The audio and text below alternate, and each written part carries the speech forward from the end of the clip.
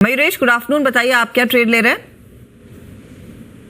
Afternoon Harshita ji, afternoon Anuj ji, and afternoon to everyone on the panel. तो हमें लगता है I think real estate cycle के बारे में हमने काफी कुछ चर्चा की है, ancillaries as well. Arvind smart spaces हमारे वॉच लिस्ट पे है। अगर ये पुल बैक देता है स्टॉक तो एक अच्छा विकल्प हो सकता है, तो definitely keep this on watch. दो तीन चीजें जो हो रही है आई थिंक, एक इनका जो अहमदाबाद में प्रोजेक्ट है एक्वा करके, इनकी एक प्रेस रिलीज आई थी 2 दिन पहले। They have achieve bookings of 500 crore. पहले तिमाही तक की बुकिंग सिर्फ 100 करोड़ के आसपास थी in the last few weeks, और ये तिमाही में 500 करोड़ की बुकिंग्स हुई है। एंड इट बोस्ट्स ऑफ 33 एकड़ मैनमेड लेक, 38 एकड़ गोल्फ कोर्स, 11 मंदिरें बनाई हैं काशी घाट को रस्ते में हुए। तो लगता है जो मोमेंटम है in terms of its sales outlook for this project particular, ये सिग्निफिकेंट हो सकता है। Having said that, I think generally जो एक्सपेक्टेशन हम बांध के रखते हैं in terms of overall unrecognised revenue या cash flows from existing projects, ये लगभग 2500 करोड़ के आसपास है। And that can be quite significant over the next few quarters as well. जो जोग्राफिकल प्रेजेंस है गुजरात, गांधीनगर, सूरत, इट्स ऑलमोस्ट 65-66%। एक डिवर्सिफिकेशन हुआ है with Bangalore at 33 and Pune at 15% and that probably gives a little bit of a flavour, क्योंकि mid segment housing और premium segment housing, ये दोनों का मिक्सचर है इनके डेवलपमेंटल प्रोजेक्ट्स में। Balance sheet is debt free, और इसलिए हमें लगता है अर्निंग्स की जो ट्रेजेक्टरी रहेगी ये काफी शानदार रह सकती है for the coming few quarters. तो ये स्टॉक को बिल्कुल आपके ध्यान में रखना चाहिए। मयूरेश, आपके सेकंड थॉट्स इस स्पेस पे अर्निंग्स देखने के बाद, और जो अनुज ने बात कही यहाँ पे कि जो भी रिक्वायर्ड डेटा है यूएस इकोनॉमी का वो फेवर कर रहा है इस स्पेस को। आप लोगों की हाउस रीडिंग क्या है यहाँ पर? आप अभी भी इस प्राइस पे क्या क्या चीज कर रहे हैं in entire space including large cap, mid cap ID? नहीं, तो आई थिंक रेट कट्स का जो मामला स्टार्ट हुआ है यूएस कॉन्टेक्स्ट में, that will give further tailwinds for the sector as a whole. जो बैंकों के नतीजे आ रहे हैं यूएस कॉन्टेक्स्ट में I think are very very good.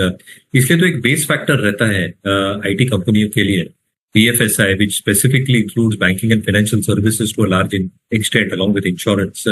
ये सेगमेंट के सेकंड क्वार्टर या थर्ड क्वार्टर के नतीजे देखते हुए ऐसा लग रहा है कि स्टेबिलिटी शायद ये सिस्टम में है। दूसरा, I think in terms of Europe picking up and expectations of manufacturing and retail holding out, एक सॉफ्ट लैंडिंग को जब बात कर रहे हैं यूएस में, इससे आई थिंक जो क्वार्टर 4 में कॉन्ट्रैक्ट्स स्टार्ट होंगे मीट आउट करना, because quarter 4 is a deciding quarter for client budgets, कहीं ना कहीं आई थिंक आईटी कंपनियों के लिए एक पॉजिटिव डायरेक्शन और ट्रैक्शन देंगे। दूसरा, आई थिंक प्राइसिंग को लेकर आई थिंक बहुत ज्यादा दिक्कतें होनी नहीं चाहिए, क्योंकि I think a lot of companies want this transition पहले to cloud computing and then for AI and generative AI to start taking place within their organisations, और इसलिए outsourcers like our IT companies should benefit quite significantly with no pricing pressure. Last but not the least, I think with both these aspects, जो constant currency या dollar revenue growth है इसमें इजाफा देखने मिलेगा, margin should be stable going forward, और इसलिए earnings में एक अच्छा खासा तड़का लग सकता है for the sector as a whole. So I think the sector should do well. HCL tech, large cap से within the mid caps, Mphasis, Coforge, Persistent are some stocks that we hold in our portfolio. Mayuresh, आपकी picks में होंगी क्या oil marketing companies, और तीनों में से preferred pick कौन सी होगी? तो मोमेंटम के हिसाब से जरूर आई थिंक ये स्टॉक्स चल सकते हैं, एंड फॉर वेरियस रीजन जो मोटा मैंने कहा, जो आपने कहा, which I think that should hold true. दूसरी चीज आई थिंक जो हम एक्सपेक्ट करते हैं आगे जाते वक्त भी, कि अगर ऑयल प्राइसेस एक रेंज में रहते हैं तो आई थिंक जो एक पाइपलाइन बिजनेस का इनका एक जो ट्रैक्शन होता है volume wise and revenue wise, वो भी स्टेबिलिटी देखा जा सकता है उसमें, और इसके वजह से I think cash flow should remain pretty stable. ये नहीं भूलना चाहिए कि जो डिविडेंड यील्ड्स है, IOC more than 6%, BPCL more than 6%. So I think that also acts as a kicker. So yeah, IOC, BPCL ये दोनों में शायद मोमेंटम बरकरार। ये VNB में थोड़ी सी ग्रोथ धीमी पड़ना और मार्जिन्स का कॉन्ट्रैक्ट होना और जरूरत से ज्यादा। मयूरेश, अब आपकी राय क्या रहेगी HDFC लाइफ में नंबर्स पर?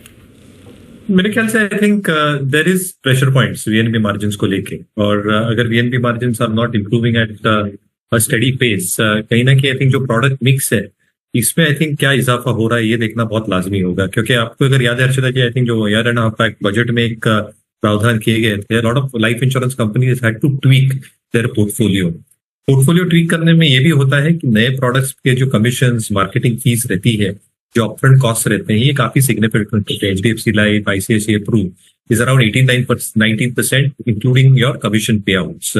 तो आई थिंक इसको थोड़ा ध्यान में रखना चाहिए कि उसमें थोड़े आई थिंक सॉफ्टनेस रह सकती है till product mix improves over the next couple of quarters, तो शायद एक रेंज बाउंड ट्रेड में फंसा रहे एचडीएफसी का।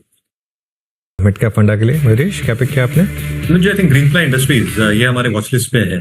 पिछले तिमाही के अगर आप नतीजे देखेंगे तो ओवरऑल रेवेन्यू में ईयर ऑन ईयर लगभग 35% की ग्रोथ आई थी। क्वार्टर ऑन क्वार्टर एक थोड़ा सा मिस था अराउंड 2%, बट मार्जिन में एक स्टेबिलिटी देखी गई थी quarter on quarter at 10%, which was very almost the same पिछले तिमाही में। और ईयर ऑन ईयर में एक बहुत अच्छा इजाफा हुआ था, 6.5% से 10% की जंप। जहां तक एक्सपेक्टेशंस है रियल एस्टेट एंसिलरीज की, including stocks like Greenply, plywood business expected to do well, stability शायद देखी जा रही है ये क्वार्टर्स में। कमिंग फ्यू क्वार्टर्स वॉल्यूम और रियलाइजेशन दोनों में ग्रोथ आनी चाहिए। सिमिलरली एमडीएफ बिजनेस में सिमिलर पैटर्न्स दिखने चाहिए in terms of volume growth.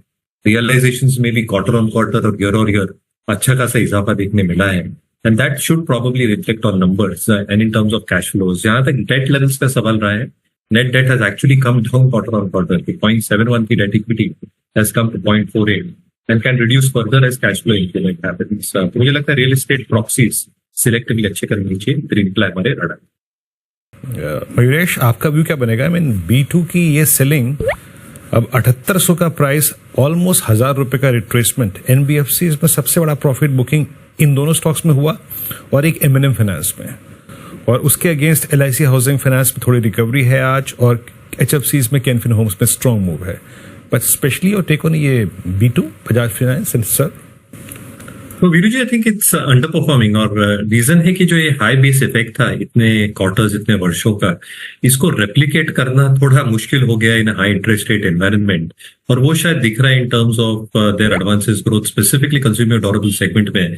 जहां तक बजाज फाइनेंस का सवाल है, obviously competition has also come up pretty strongly, और इसके वजह से भी आई थिंक जो ओवरऑल नंबर्स में एक इजाफा देखने मिलना चाहिए था वो शायद दिख नहीं रहा है। दूसरा आई थिंक काफी जो डिजिटलाइजेशन का प्रयास चल रहा है for the group itself, in terms of software developments, in terms of creating a super app, I think as that process starts getting formulated, कहीं ना कहीं I think जो operating costs है ये अच्छी खासी कंट्रोल में आएंगी, but to a certain extent I think एक underperformer का टैग शायद बरकरार रहेगा because of the high base that stock has probably created, और जो underperformance है because of reported numbers.